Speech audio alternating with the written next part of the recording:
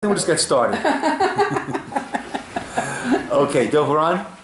Very good, thank you. Well, thank you. Okay, so today's topic is Yahrtzeit, fast or feast, right? What we do, why we do it. I'd like to thank Rivka Carasso for sponsoring this week's Lunch and Learn. Le'iloi Nishmas, in the memory of your mother. What is her full name?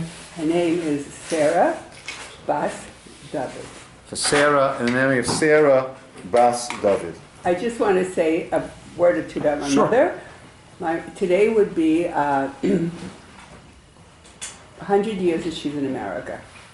Today, okay, would be in America. She died almost at 91, and she was born in Yahrtzeit, Russia, and she couldn't speak until she was 6 years old, and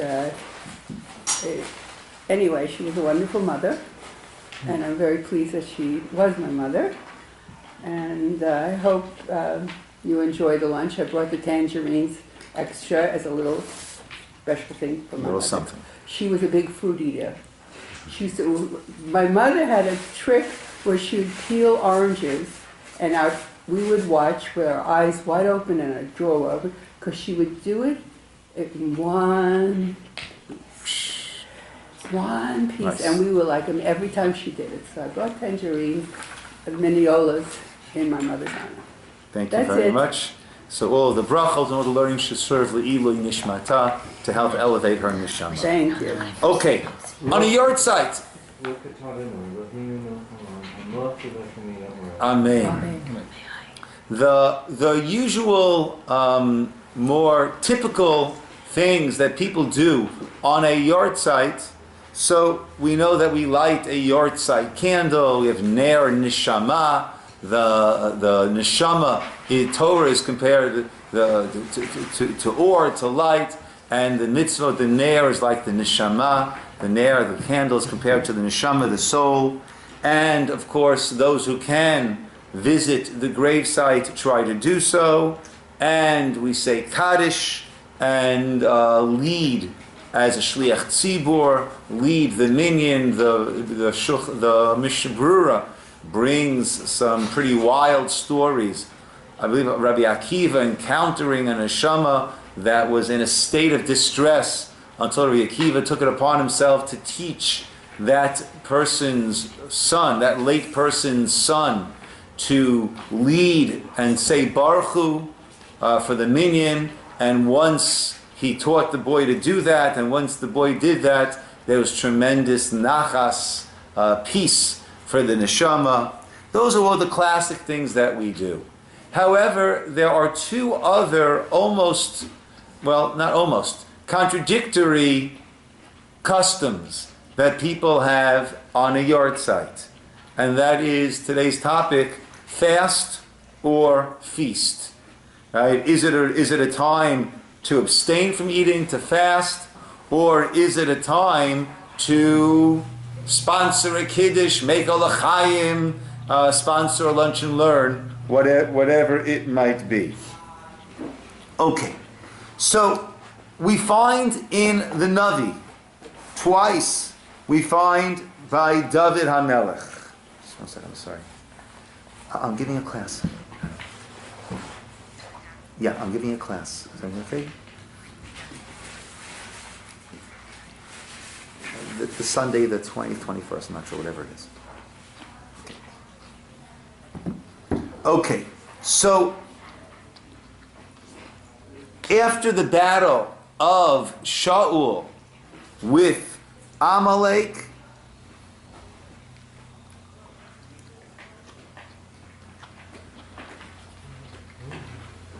after the death of Shaul, this is Shmuel Bey's Perik Aleph, right? David had come back and he heard the news about the death of Shaul. David said to the person, Ech Yadata, how do you know that Shaul and Yehonatan, his son, had died? And he said, I was there. Shaul was leaning on his spear, right? And then, right, and he spoke, well, he ended up taking, right, he said, stand over me, put into my life, right? So I stood over him and ended his life. Okay, I took the crown on his head and bracelet and brought them to you. David, the pasuk says, Vayechazek David bivgadav vayikraim. David tore his garments. The gam kol anashim sheiton, all the men that were with him, vayispedu vayivku vayatsumu ad ha'erev. And they eulogized and they cried and they fasted until the evening. Also later on, when Avner, who had been the head general of Shaul, made peace with David, and he came to David, as he was leaving, Yoav, David's chief of staff, David's chief of the army, went and killed Avner. And David was very, very upset about this. And the pasuk says, David said to Yoav, Vayomer David Yoav el kol mesheto, kiru v'digdechem, tear your garments, v'kru sakim, put on sackcloths, v'siftu, and eulogize the Fnei Avner. And David did not go to back his own bed. Vayikbaru es Avner b'Chevron, and then they buried Avner there in Chevron. Right, and then all the people came to comfort David. Vayishavad David Lamar, and David said, Kol Yaseh Hashem Elokim Kol Yosef. He swore, Iki im et om lechem ochomuma. Will I eat anything at all? Now, of course, these are situations that are not so fully connected to our case, because these are people who, this is times of fasting, not on a Yahrtzeit, but actually on the day of the death. Okay, the Yerushalmi brings that Rabbi Avo fasted on the day that he saw Talmid Chacham die. Okay, now our Gemara, interestingly, does not speak about, which is the first page of the source sheet, does not speak about a person should, or an obligation, or a mitzvah, or a good idea, but the Gemara is discussing different days that you created as an Isser day upon you. And the Gemara brings a meitiv, brings a challenge, and we're not going to get into what the challenge was on, but the Gemara brings a Breita. The Breita says as follows: Eze Isur ha'amor b'Torah. What is an Isser that's in the Torah? Meaning, how is a person transposing an Isser onto oneself? Ha'omer, if one says, Harei alai, Shlo ochel basar, shlo eshte yayin. If a person says about a certain day, I will not eat basar, I will not drink wine, ki yom shemei aviv, like on the day that one's father died. Ki yom shemei ploni, or like on the day that so-and-so died. Ki yom shenereg bo Gedalia ben Achikam, like the day upon which Gedalia, tzaddik, was killed. Actually, that's become now, of course, institutionalized as Som Gedalia for everyone. Kiyom Shara Yushalayim b'Chorbana, like the day that I saw Yushalayim in the Chorban. So from here in the Gemara, we do see there is this aspect of the Yom Shemet Bo Aviv, the day that a father's died, that one's father died, that would be a day that would be fasting would be a relevant response, not just on the actual day that it happens, but every year on that Yahrtzeit. We actually find this in Shulchan Aruch. On the side 2, we have it both in Hebrew and English. This is Shulchan Aruch, Mishnah Berurah, Taf Kuf Samech Ches. Nadar lit anot yom, so we have it both in Hebrew and in English. The person made a neder, made an oath to fast. Yom Zeh on a certain day, v'shachach v'achal, and forgot, and he mistakenly ate. Mashlim ta'anito, he needs to make up that fast that he had pledged but had not followed through upon. V'adinim hayatanit chalom. So too the same would apply if a person had pledged to fast because of a dream. That was a frightening dream, so he wanted to dispel the effects of any such dream. Oshaya Tanis Tzibur, or it was a Tanis Tzibur, one of our communal fast days. Oshaya Yom Yadua Lo Lehitanot, or if it was a day that was known to him to fast on. B'Yom Shemet Bo Aviv, like the day that his father died. O Rabbo, or the day that his Rebbe died. Okay, so here we're mentioning this idea of fasting on those days. Actually, I didn't copy it, but in Sif Zayin of that same Ciner Shulchan Aruch, there he discusses if a person's Yahrtzeit for his father or his mother comes out in Adar, and the year that his parent passed away, there was one Adar, and now this year there are two Adars. Yitaneh, the Shulchan Aruch says he should fast ba'Adar Sheni, in the second Adar. That's what the Mechaber of Yosef Karo says. Haggadah the Ramah says, V'yesh omrim Yitaneh berishon. There are those that say that no, you should fast on the first of those days. So therefore, without it being a halacha, it seems that it was a prevalent custom, we'll say. It was a prevalent custom to fast on the day that one has Yahrtzeit. What are reasons for fasting on a Yahrtzeit? So different reasons are given. One is it's a sign of respect. It's a sign of respect to show that this is such a sad day for me. How can I put a morsel of food in my mouth when this is such a sad moment for me? An extension of this is that fasting is kapara, is a bit of atonement for the parent, that the child is taking this on in their honor. That's one approach.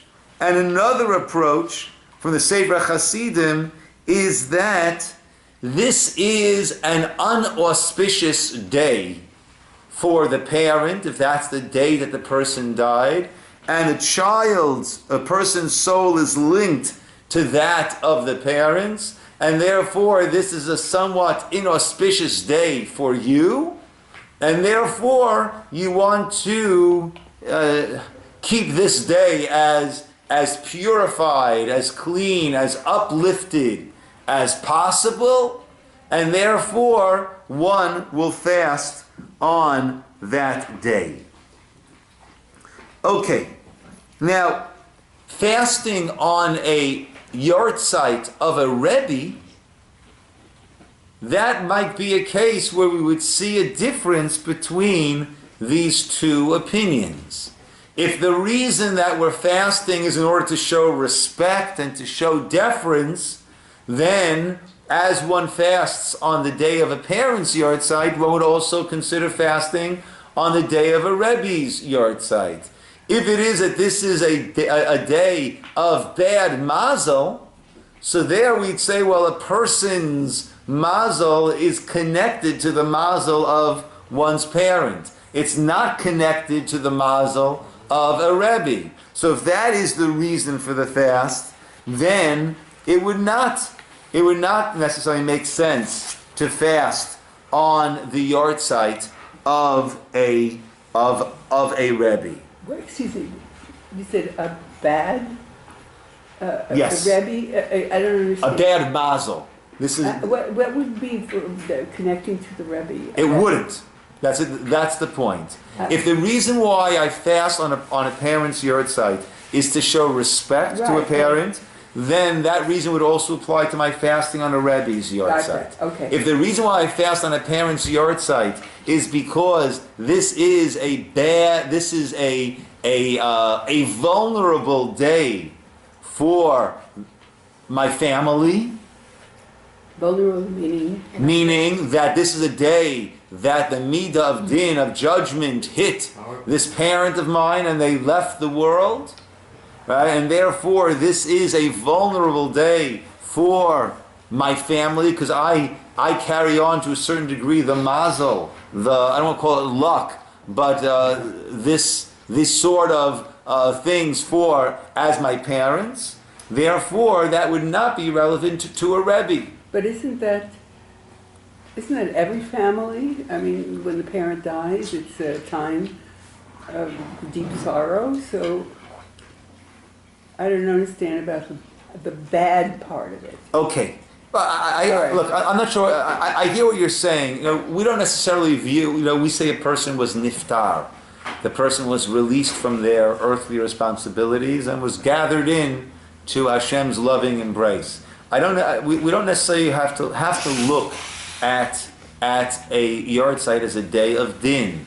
Very often people are suffering, and the day that they are niftar, that they are released from their earthly bounds, could be viewed as a day of chesed, as a day of kindness. But we Okay. say blessed Hashem is the true judge. Correct, but the day of death. That's a good point, Janet. The day of death, the blessing that we make is dayan ha'emet. It is a day of din. It is a day of judgment. And the bracha, that's a good point, Janet. Thank you. The bracha that we make at a funeral is dayan ha'emet, that he is the true judge. And therefore, according to this the second reasoning, if the idea is that this is a day of din for my family, and therefore I will fast to try to purify myself on this day of din, then that would not be a reason to fast on the Yahrtzeit of one's Rebbe. Because if it would...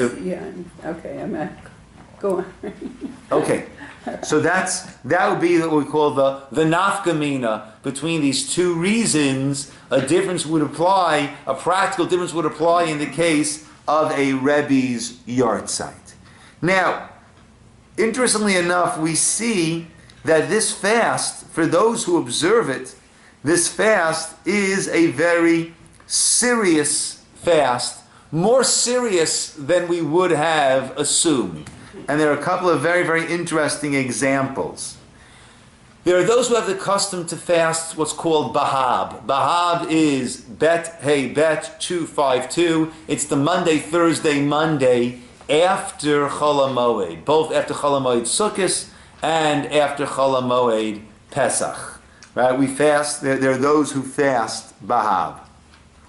The din is, if I'm attending a Brit and a Su'uda and a festive meal that accompanies the Brit, the circumcision, if that is on Bahab, then I am exempt from fasting. It pushes. Okay? It doesn't. I don't fast. That Bahab doesn't push it off. Right? Bahab is that Monday. I'm going to a bris that Monday. I do not need to fast.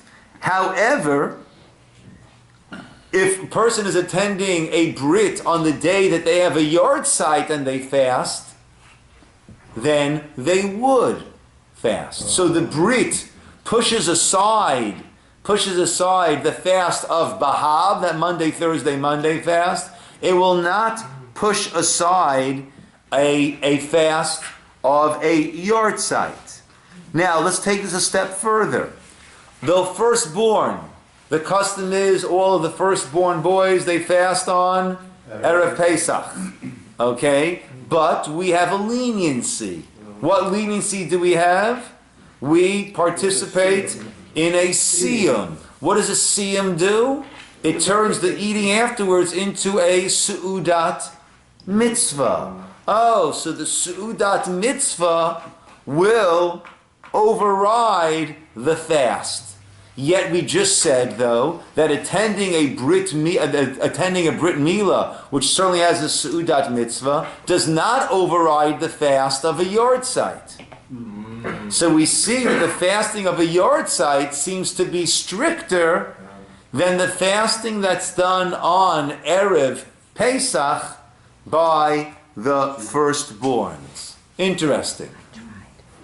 Now, there's another example. This year, Tish'a B'Av, the 9th of Av, falls out on a Shabbos. So what do? We push it off, we fast on Sunday. It's called a Nidche. Right? When Tish'a B'Av is pushed off from Shabbos to Sunday, right? When the fast is pushed off from the 9th of Av on Shabbos to the 10th of Av on Sunday, that is a Nidche. The Shulchan Aruch rules, let's say there's going to be a Brit on that Sunday. Okay, so what do? See, he says the parents, the Moel, and the Sandik, right? Those are considered the three Baalei Simcha. The parents, the Moel and the Sani. That's why whenever any one of those three are at the shul, we don't say Tachanun. Many Moels are paid, I'm just kidding, they're paid, but are certainly encouraged to come daven at different shuls, because that way some people who are in the anti-Tachanun committee, right, that they don't they miss Tachanun on that day. So the three people, the three who are the real Balei Simcha, are the parents, the Moel, and the Sandak. So Shulchan Aruch rules that on a Tisha B'Av, that's on a Sunday that was Nidche, right? Not that the 9th fell out on Sunday. The 9th fell out on Shabbos. So Sunday is the 10th of Av that we're fasting instead. On those days, in such a case, the parents, the Moel and the Sandak, would daven mincha as early as they can, and then they would make Havdalah, because Havdalah, in those cases, you don't make Havdalah Motzei Shabbos. Havdalah is made at the end of the fast on Sunday. Well, they would end their fast after Chatzos, after having daven mincha. They would make Havdalah, and then they would have a Seudah mitzvah. Okay? So therefore, right, whether it's the father, the sandik, or the moel, could participate in a Seudas mitzvah, Seudah of the bris, on the 10th of Av when the fast is pushed off. However, let's say it's a person has a Yahrtzeit. So then he says, well, the father, if he's making a bris on the day that he has a Yahrtzeit, he would eat. But the sandik and the moel, if he's a sandik on the day that he has a Yahrtzeit, or if the moel is a moel on the day that he has a Yahrtzeit, then they would not eat at that Seudas mitzvah. They would maintain their custom to fast on that, even though they are one of the prime Baalei Simcha, prime makers, not just participants, but makers of that Simcha. Okay, so now where do we go with that? Where do we go with that? Because amongst us nowadays, it is not a very common custom to fast on a Yahrtzeit, right? It's not the common custom to fast on a Yahrtzeit. It's also not the common custom to fast on Bahab anymore. Monday, Thursday, Monday. Many of us haven't even heard of it. The Monday, Thursday, Monday after Chol HaMoed, after Chol HaMoed Sukkot and after Chol HaMoed Pesach. How did that come about? That was because of there being a leniency or a lack of proficient knowledge about the laws of Chol HaMoed, and perhaps a little too much levity during that time. So it was instituted to fast afterwards. I heard it slightly differently in that you've overeaten. No, that's not a reason to fast. Sure, you eat too much. Then you have And you apply the same thing to Tzom Gedalia, I imagine, after 2 days of Rosh Hashanah. Yeah. So Chol HaMoed, you're not fasting, but the Afterwards, the After Monday, the Thursday, the first Monday, Thursday, Monday, either after Nisan or after Chol HaMoed, that's when we would do it. The reason, well, even in yeshivas, it is strongly discouraged.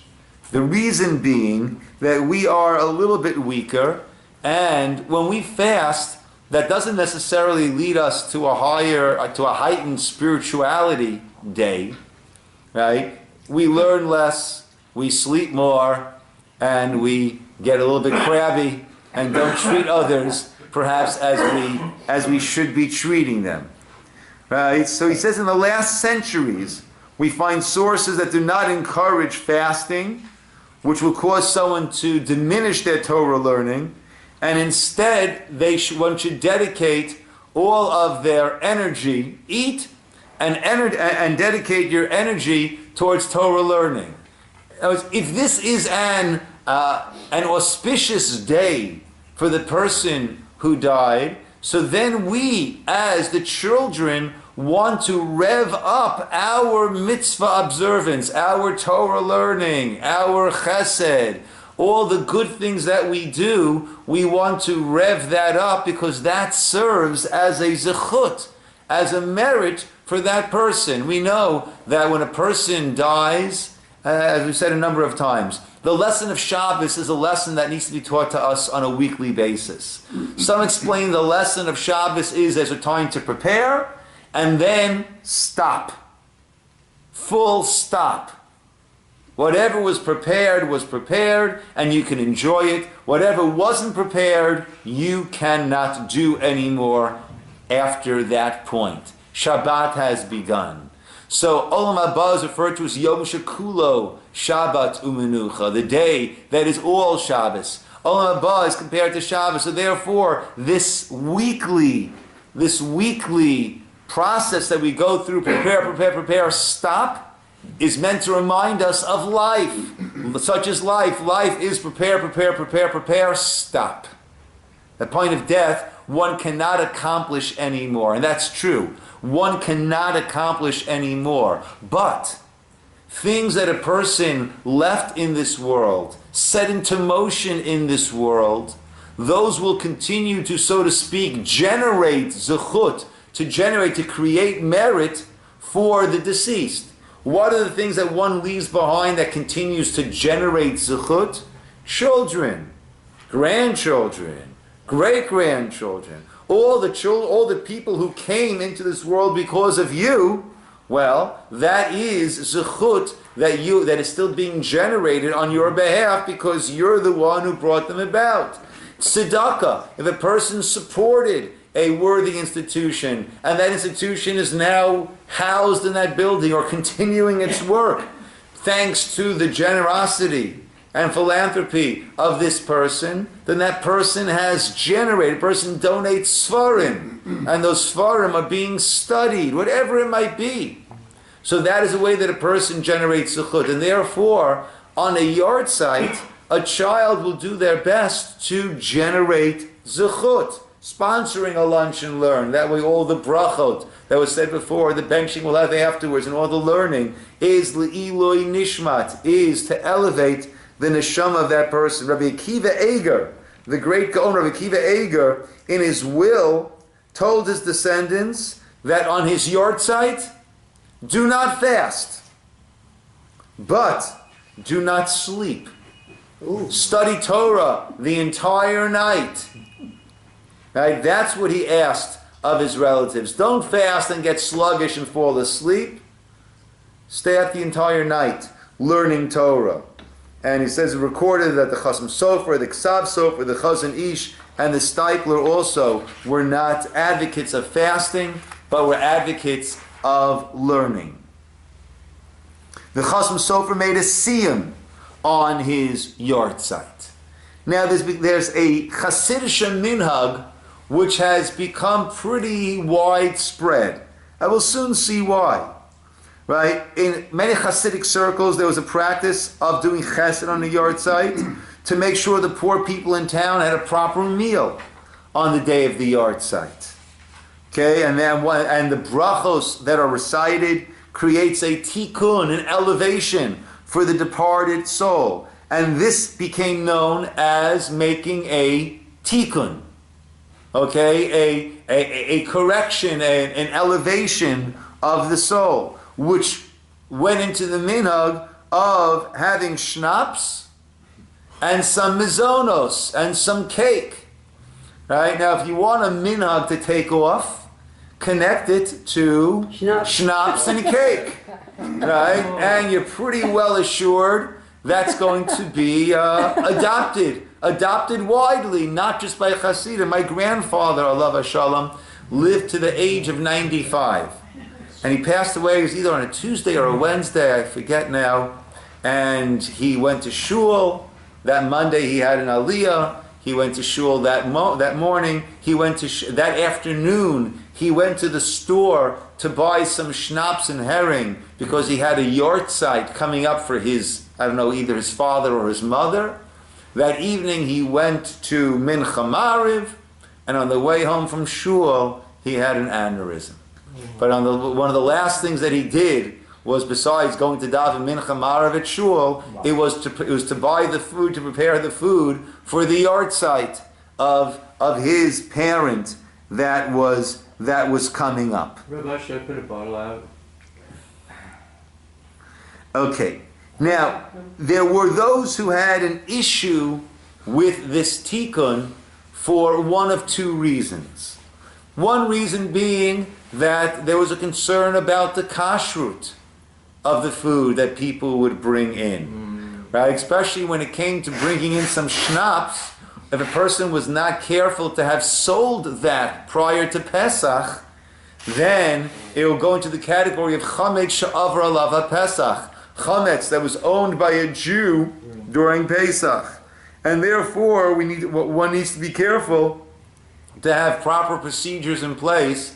That, as we have here, that if someone brings something, it's got to be packaged, not homemade, and it's got to be packaged and in its original package, and of course with a hechsher that the shul accepts. Others had an issue that you shouldn't be eating in a shul. Right? Now we are eating in the outer area of the shul, but even besides that, and for most that is not such an issue. We say that the batei knesiot, right? The halacha is that a shul, the only people allowed to eat in a shul or in a beit midrash are people who are there constantly, right? And they're always learning there, because that's called, the Gemara Megillah says, that's called Bei Rabbanan. That becomes the house of the rabbis. That's almost their house. That's where they are all the time. Therefore we have this allowance, but otherwise not. But we say that the shuls in Bavel were built, outside Israel in other words, were built on a condition that they're not going to have that strict level of Kedusha, because we know that we won't be able to maintain it. And therefore, in a situation where it is there for a mitzvah, for a Seudas mitzvah, for brachos to be said, Le'ilei neshama, there it's become well accepted that it be done in a shul. I heard another interesting aspect of that. So like I said, first of all, it's important that in those cases to make sure to make the bracha. Right? Amongst the Sfardim, when you go to a shiva house, they'll have a whole assortment of different foods in order that you'll make all the different brachot, that all those brachot are said, once again, le'ilei neshama, that these are bracha, this is kedusha, holiness is being brought to the world because of this person who passed away, and therefore this person is, so to speak, the engineering this kedusha in the world, and therefore the person receives their reward. Schnapps, I heard, for me, you need to have a reason why to serve it, because for me, I find it very distasteful. For many people, you don't need to find any such reason. It's self-explanatory. But for those who need a reason, so the reason for a schnapps is very interesting. The bracha that you make on liqueur such as that is shehakol niyeh bidvaro. Right? The things that grow from the ground, it's bori pri ha'adama, the fruits of the earth. Bori priya eitz, the fruits of the tree, those that grows from the tree. Mizono, from different cakes and biscuits and the like. Right? Shahako is sort of covers all of those things which don't fit into those categories. But the words of Shahako are very, very impactful. We say Shahako, that everything Nihiyah came about bidvaro, right? With his word, from his word. Right? And therefore that's the bracha that works on all other foods. But at the same time, that bracha of Shehakol niyeh bidvaro is very similar to the Baruch Dayan Haemet. Right? It's accepting that everything came about because of his word, including the sad day of this Yahrtzeit of the dear parent of mine. Right? So when a person, we mentioned before the idea of davening, leading, and Kaddish, is that you are standing up and you are sanctifying God's name. That even though you had your own personal loss, you are putting that aside and you are saying, Yit Gadal v'Yit Gadash Shemei Rabbah, may God's great name be aggrandized, right, and magnified, right. So you're putting aside your own sadness, and you are sanctifying God's name. So saying Shehakol niyeh bidvaro and having others make the bracha Shehakol niyeh bidvaro also is a kiddush it is a tziduk hadin of sorts. Tziduk hadin is that you are seeing the righteousness, accepting the righteousness of God's rulings, understanding that we don't understand, but that God is a compassionate Father, and this is what He saw as being the best situation, the best time for this inevitable event of life, that He saw this as being the best possible time. So that's another reason why we have that Sha'akol. And nowadays, like I said, mostly it is a time, we do more feasting than fasting, but whatever one is doing, it needs to be a time for reflection, a time to try to better oneself, and a time to try to be the cause of more zechuyot, of more merits that take place. A cousin of mine just actually called me a couple of weeks ago and asked me to spread the word to my siblings and to other cousins that the grandfather that I mentioned, that his Yahrtzeit was on Vav Teves. So one of my sons is named after this grandfather. So I made sure that he knew. He said, "Oh, I'll learn a little something extra, today." Le'iloi nishmato. So the Yahrtzeit is meant to be a time where, of course, our belief is that the neshama continues to exist, and our actions have an effect on the neshama as that person brought us into the world, and we try to do our best to serve as a zechut, as a merit, as an eloi, as an uplifting of that neshama, of that soul. So if we mess up and the person was largely righteous, is that going to take their neshama and de-elevate it slightly? I would imagine if it's not through a fault of theirs, I would imagine not. Yeah, I would imagine not. Marty. What was the original reason that we fast on the Yahrtzeit? The reasons that we gave to fast were either to show respect and honor, right? And the second reason we gave is that it is a Yom Din, and therefore it's a Yom Din for the family. Therefore it's a Yom Din for me. So I want to try to keep myself on the straight and narrow as much as possible on this day, which is a day of judgment, a Yom Din, a Baruch Dayan Emet day. So I was thinking that we were talking about feasting and fasting. When we by eating, we're staying alive, and if you don't eat, eventually you will die. That's correct. No one proposes fasting until death. No. At Yahrtzeit. No, but I'm wondering if there's I've seen no sources for that. Yeah. That's good. But is there any connection between the fasting and death? Interesting. Not that I've seen. Not that I've seen. And then sleeping is considered 1/60th of death. Right.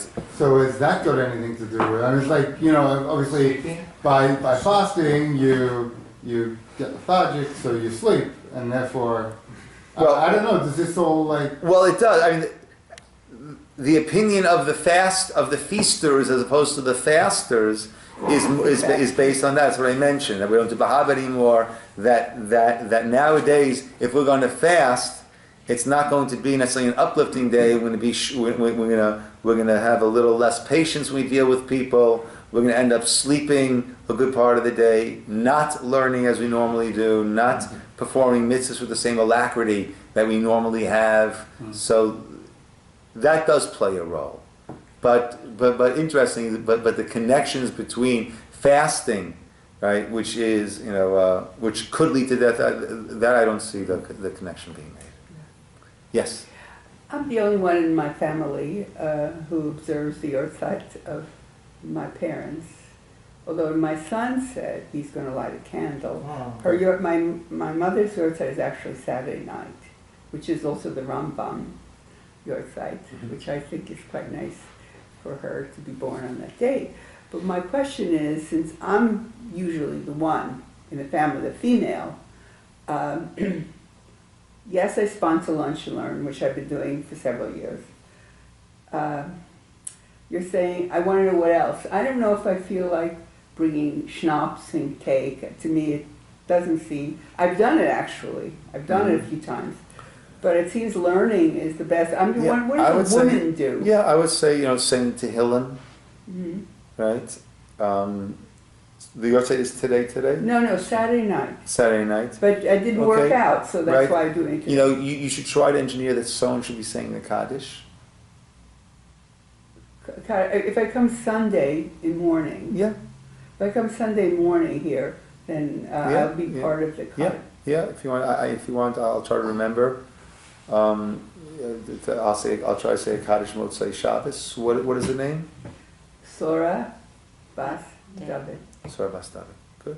They're both dead. Do we still say Bas David? Yep. Yeah. So those are things we do. Let it be a day of doing chesed. Chesed could also be writing nice letters to people, emails to people, making them feel good. Okay. It's so- 20th of Tevet, Mhm. so that would be Yeah. Saturday night. Yeah. Yeah. So along those lines,